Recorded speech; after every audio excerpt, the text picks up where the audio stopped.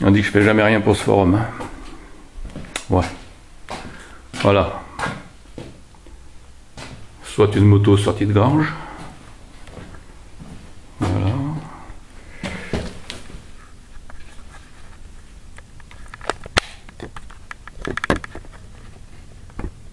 Des vis platinées. Donc, réglage des vis platinées. On tourne le moteur dans le sens horaire.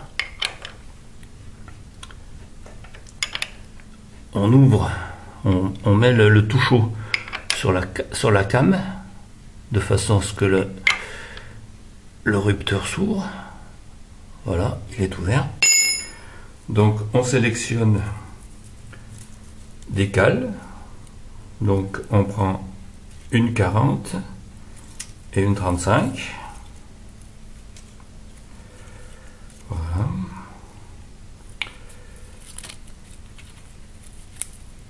« 35 et 40. Je passe la 35. Ah, j'ai oublié de couper là. On passe la 35, donc elle passe.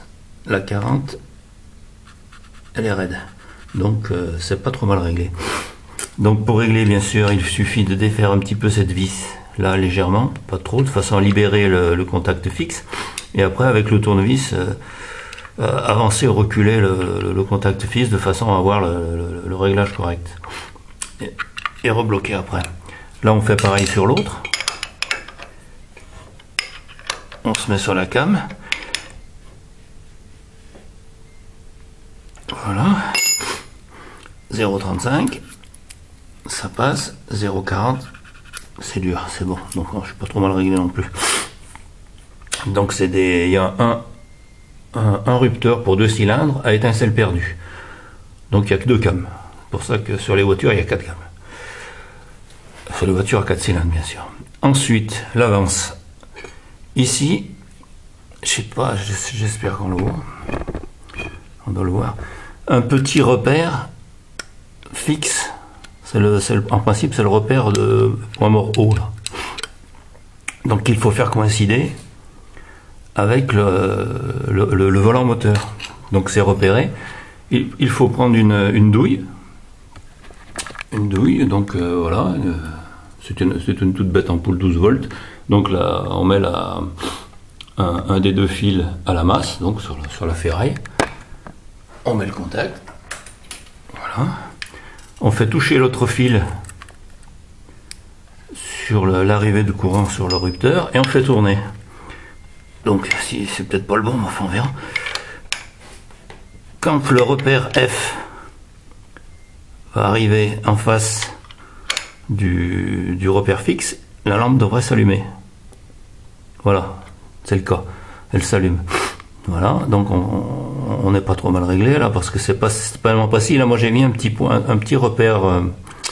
J'ai mis un petit repère en peinture blanche de façon à bien le visualiser quand je mets la lampe stroboscopique, parce que j'ai la lampe stroboscopique. Je peux régler aussi l'écartement des rupteurs avec vérifier l'angle de doigt. J'ai l'appareil aussi, mais enfin bon, faut pas trop en demander non plus. Donc j'ai fait le premier contact. Donc celui-là, quand on veut le faire qu'il soit bien en face, donc pour le régler, il suffit de défaire ces 3 vis, enfin de dévisser légèrement, et de faire bouger la platine. De façon, enfin il faut faire plusieurs essais bien entendu, de façon à se retrouver pile poil que lorsque ce repère mobile du volant moteur il tombe en face du repère fixe, il faut bien que l'ampoule s'allume à ce moment-là bien précis. Donc une fois celui-là réglé, il faut régler le deuxième, le contact secondaire qui est ici, qui est lui fixé sur la première platine. Donc pareil, on se met là.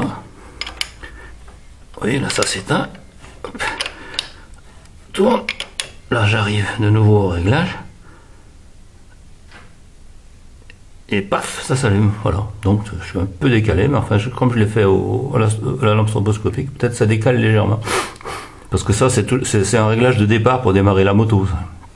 Et là pareil, ça se règle pareil comme les vis platinées avec une petite fente. Voilà.